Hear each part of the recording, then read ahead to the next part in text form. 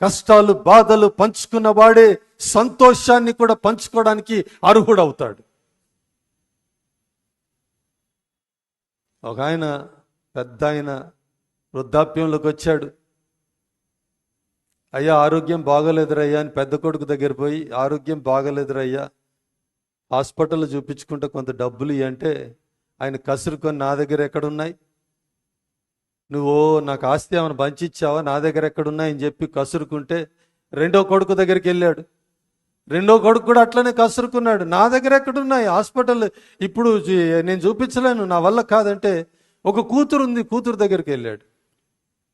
అమ్మ మంచిగా లేదు ఆరోగ్యం, హాస్పిటల్లో చూపించుకొంచమంటే అప్పుడు ఆ కూతురు అన్నది, నడు డాడీ చూపిస్తా, నా దగ్గర కొన్ని డబ్బులు ఉన్నాయి, నేను వెళ్ళి చూపిస్తా, అవి సరిపోతే ఇంకెక్కడి నుంచి అన్న తెచ్చి నీకు నేను వైద్యం చేపిస్తానని చెప్పి అంటది కూతురు.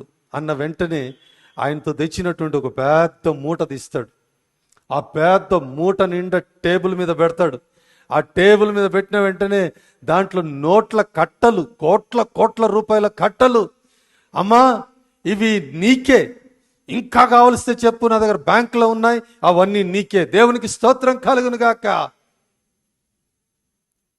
కష్టాలు పంచుకోము, బాధలు పంచుకోము, కానీ మూటలు మాత్రం మనకి కావాలి.